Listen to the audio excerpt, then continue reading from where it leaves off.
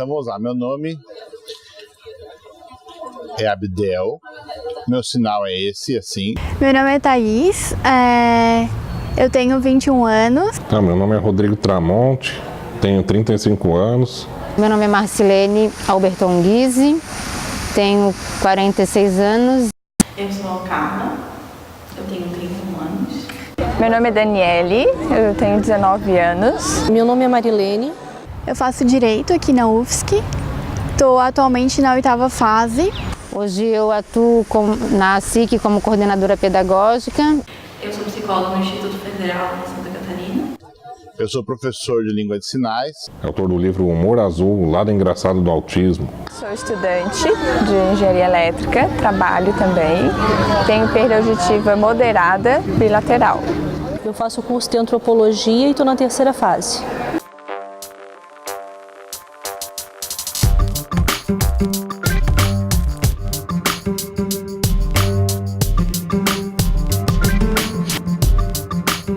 Barreiras atitudinais são quando o outro não consegue me perceber enquanto alguém com possibilidades.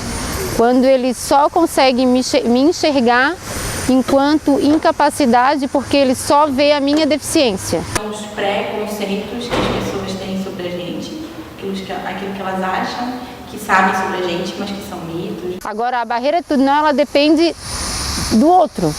Eu não era muito assim de interagir com as pessoas. Isso aí chamava a atenção delas, só que de uma forma não exatamente positiva. Os grupos em que eu não sabia quem eram os alunos, tive essa dificuldade. Por exemplo, quando o professor dizia para escolher grupo, né? Como é que eu ia escolher? Eu não sabia, já só alguns colegas que eu tinha mais contato. O principal é a compreensão do que os professores falam. É muito comum o professor virar para o quadro ou apagar as luzes na hora de explicar um slide, o que dificulta muito a leitura labial. Os professores, eles acabam jogando umas iscas para tentar entender qual que é a minha real situação, tanto os professores como os alunos no início das aulas. E assim, eu não ligo de pegar e explicar para as pessoas que o que eu tenho é distrofia muscular.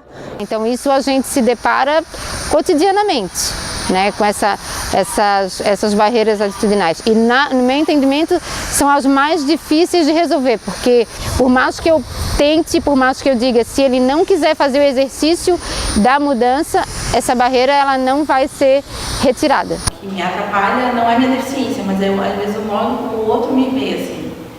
Então, aquilo que ele acha que sabe. Então é mais do que transformar o ambiente físico, né? É transformar o modo como as pessoas enxergam. E isso atrapalha muito a nossa relação comum, assim. Os próprios colegas, que aí a comunicação com os amigos fica difícil. Os colegas que falam ao redor não estão de frente, não tem como fazer a leitura labial. Quando eu estou conversando muito tempo com uma pessoa, aí é uma questão, eu costumo pedir para a pessoa sentar, porque eu fico muito tempo assim, né? Então, chega numa hora que eu estou com o pescoço doendo, porque todo mundo fica numa altura mais alta. Então, quando eu comecei a estudar aqui como aluno, eu tive muitas dificuldades, muitas barreiras de fato, de características negativas. Mas aos poucos começou-se a implementação então dessa metodologia de conversação da Libras Tátil e houve aceitação por parte de alguns, por parte de outros, não, nem tanto. Eu consegui me formar no ensino superior, no curso de artes plásticas da UDESC, mas eu tive bastante dificuldade, tanto na relação com os colegas, quanto no estudo. Embora eu tenha tido essa barreira, eu tive um apoio muito grande. A própria direção de centro entrou em contato comigo para tentar adequar a realidade do centro. Ano passado eu fui ginecologista, fui fazer um exame ginecológico, meu namorado estava comigo. E depois do exame ginecológico, a enfermeira do médico me perguntou se ele era meu irmão. O que leva o irmão, né, pra fazer o exame ginecológico? E aí ele disse, não, a gente é namorado e tal. E daí ela olhou pra mim e falou assim, então ele é teu anjo, né? Como se ele, como ele é um homem sem deficiência, ele estava ali pra me salvar. Ele era o anjo da minha vida, assim, porque eu precisava de alguém para me salvar. No meu primeiro dia de universidade, eu fui para o espaço onde se daria a aula que eles chamavam de aula magna, e as pessoas elas falavam entre si o que eu estava fazendo lá. Elas não entendiam o que eu estava fazendo lá. Elas até comentavam que eu estaria perdida naquele lugar. E até os meus 18 anos, a gente nem sabia que eu tinha deficiência auditiva. Cinema dublado, eu entrava e saía sem saber o nome dos personagens. Terça-feira agora. Eu precisava fazer uma prova do qual precisava de 7 textos, que o curso de antropologia tu precisa ler muito, são muitos textos. Ao todo ia dar em torno de umas 60 folhas. A professora pediu que não queria nenhuma mídia digital, precisava ser folha impressa. Eu não teria como manusear essas folhas, eu precisava de uma mídia impressa e daí gerou todo um constrangimento, né? Mas aí pedi para a professora numa boa e fiz com o tablet. A única dificuldade que eu encontrei foi já em sala de aula com os alunos ouvintes, que eu precisava ensiná-los. Sem a presença do intérprete eu realmente não conseguiria. Agora, com a presença do intérprete, aí sim, eu consigo fazer o trabalho de repasse, porque ele consegue monitorar e me dar um feedback do que está acontecendo com relação às expressões dos alunos, se estão tendo interesse, se estão desanimados, quais sinais estão tendo mais dificuldade na produção. Então, essa questão desse feedback, desse retorno é muito importante para mim. Daí eu consigo, com esse apoio, fazer todo o trabalho. Para mim, o maior terror, né, quando eu iniciava qualquer coisa relacionada com a vida estudantil, seja no ensino médio, seja depois na graduação, na pós-graduação, eram questões relacionadas com os trabalhos, os primeiros trabalhos em grupo, porque tu fica sentada e tu não sabe se alguém vai te aceitar naquele grupo. Foi onde eu me forcei a ser oralizada. Eu falei com muita dificuldade quando era criança. Até hoje algumas pessoas pedem para eu falar mais alto porque eu começo a falar sem voz. Não tive a opção de Libras, mas hoje eu acredito que seria muito mais fácil para mim se eu utilizasse Libras do que leitura labial. A leitura labial é muito falha, né? Muitas vezes eu entendo que a pessoa fala só no final da frase, onde a gente começa a processar o que possivelmente a pessoa falou. Tem muito ruído na comunicação, né? Então, se eu pudesse, eu teria escolhido por Libras. Hoje não teria nenhuma falha na comunicação como tem. As barreiras atitudinais, elas começavam já logo quando o professor entrava em sala. Acho que os professores têm que se dar a oportunidade de conhecer o seu aluno, assim, porque a gente fica muito naquela história, mas eu não estou preparado, mas eu não estou preparado. Se você não enfrentar essa situação, você não vai se preparar nunca. Como eles têm condições assim, que eu diria que são mais invisíveis, que afetam mais a parte do comportamento, da percepção sensorial, acho que ainda não tem esse mesmo holofote, que não tem essa mesma preocupação que existe com as outras necessidades, mas são pessoas que também precisam de que o meio se adapte a elas. Quando eu entendo que a pessoa com deficiência ela não poderia estar numa universidade, isso para mim é uma barreira atitudinal. Pode, claro, certamente ela acontece na maior parte das vezes por desconhecimento, né? Eu não conheço e o que eu não conheço me causa estranhamento. Tem aquelas que me respeitam, aquelas que entendem que eu funciono de uma forma diferente, daí tentam evitar que eu tenha minhas crises nervosas. E tem algumas que já seguem o outro extremo, já ficam me enxergando como alguém limitado, como alguém incapaz, como alguém que não pode fazer muita coisa senão não dá conta. Sempre vão ter esses dois extremos, aqueles que aceitam a gente como nós somos e aqueles que enxergam a gente com esse estigma do deficiente. Comigo, como eu já faz um tempo que fiz a graduação, não era assim. Então o professor entrava e se deparava comigo na sala, e eu era a única pessoa com deficiência. Então a primeira pergunta para ele era: o que eu faço contigo? Várias vezes assim as respostas elas vinham, né? A gente até tinha vontade de dar algumas respostas um pouco assim. Mas eu sempre dizia que a gente sempre, teria formas, né, de resolver as situações. E o que a gente vai fazer para lidar com isso? Né? Então eu falo, ó, leitura labial, as coisas precisam ter legendas. Eu não consigo escrever, né? E a maioria das minhas provas são escritas. Então eu conversei com todos eles, todos foram bem receptivos, perguntaram se eu preferia fazer prova oral ou se, por exemplo, alguém poderia escrever para mim ou se eu queria fazer prova em dupla. Atualmente as minhas provas é a minha mãe que escreve. O problema era comigo, né? Então se a gente for pensar em um paradigma de integração, como era na época, era eu que tinha que me adaptar. O professor não tinha que pensar em nada. Eu estava lá, eu era diferente na concepção dele e quem tinha que trazer a solução para o desafio era eu, né? E daí o que eu percebi quando eu iniciei a fazer o curso, eu já estava 10 anos longe de uma sala de aula, é muito uma percepção, essa aí não vai durar a primeira fase, sabe? E daí tu vai te permanecendo. Daí chega numa hora que eles se sentem forçados a fazer uma adaptação, né?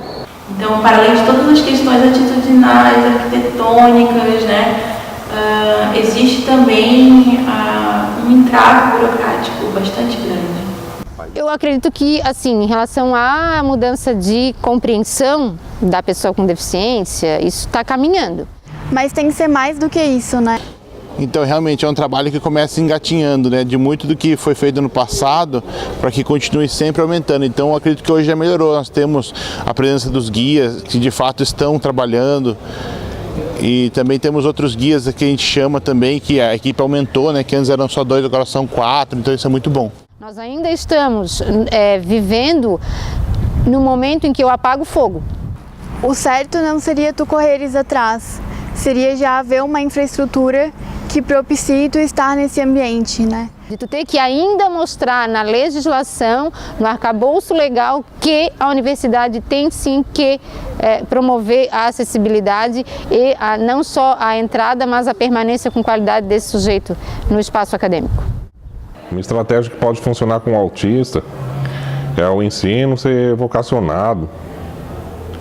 Porque as pessoas autistas, os Asperger principalmente, eles costumam ter um interesse restrito, costumam ter um interesse muito intenso numa determinada área, mecânica, biologia, arte, música, quadrinhos, desenhos, como foi o meu caso. Acredito que há ainda uma acomodação geral, assim. Não responsabilizo o professor apenas, né? Eu acredito que é uma acomodação de um sistema que eu coloco a inclusão, né, enquanto uma ideologia, enquanto um discurso, mas na prática ela me demanda algum arsenal aí, digamos, material humano, né, financeiro, e aí quando a coisa é realmente, enquanto eu não tenho que investir, porque eu não tenho aluno, eu não vou investir. Porque eu sinto, por exemplo, no aluno, né, no surdo cego, a necessidade de apoio, porque ele tem dificuldade do seu desenvolvimento, que ele tem o limitador que acaba demorando muito para fazer as coisas. Então isso ajudaria ele a ter mais segurança através da experiência que eu tive para poder ajudar ele também. Eu vejo que muitos autistas têm um potencial muito grande, só que não é explorado devidamente. Em vez do potencial ser explorado conforme a capacidade deles, são criados para se encaixarem no método tradicional. Enfim, eu sempre vi o direito como um instrumento de transformação social. Só que eu conhecia uma realidade que muitas pessoas conheciam. E com o acidente, estando agora na cadeira de rodas, eu conheço uma realidade que poucas pessoas conhecem. Então eu percebo que, de certa maneira, foi uma oportunidade de transformar algo que nem tantas pessoas se interessam, embora devessem, não se interessam. O que cabe a nós, enquanto sujeitos que estamos vivendo isso cotidianamente, é a saída desse discurso, né, é sair da letra morta da lei para poder acontecer a ação. O que não fazer? Primeiro, não ter pena do seu aluno, não achar que ele é um infortúnio da vida dele, ele tem deficiência. O que não deveria fazer é obrigar a pessoa com autismo a se comportar como uma pessoa sem autismo. Eu acredito que o que não se deve fazer é não perguntar. Para mim é a primeira questão, porque a partir do momento que eu pergunto, eu tenho uma resposta. E aí eu consigo me comunicar e eu consigo dizer, né, o que eu efetivamente preciso. Eu me sinto uma pessoa muito aberta, então eu sempre estou comunicando as minhas dificuldades, as minhas necessidades, e isso daí eu acho que facilita. Não achar que a responsabilidade é dele, porque a gente tem uma responsabilidade social. Então, a orientação que eu daria era para todos os alunos e os funcionários, eles percebessem, por exemplo, a presença da pessoa com bengala, de dar orientações, de evitar de ficar falando, por um caso do surdo cego, então que ele precisa ter uma comunicação talvez na palma da mão, usando esse recurso, talvez uma pergunta, né? Tentar entender para onde é que a pessoa está indo, algo que possa de alguma forma auxiliar ela. A escola é responsável, a universidade é responsável pela inclusão desse aluno, pela permanência e êxito, né? Se ele vai dar conta ou não, são outros 500, porque os alunos com deficiência, sem deficiência, eles também podem não dar conta, né? Mas eu tenho que equiparar a oportunidade de acesso ao conteúdo. Quem quer conhecer a cultura indígena, viaja a uma tribo e conversa com os índios, senta junto deles, come com eles.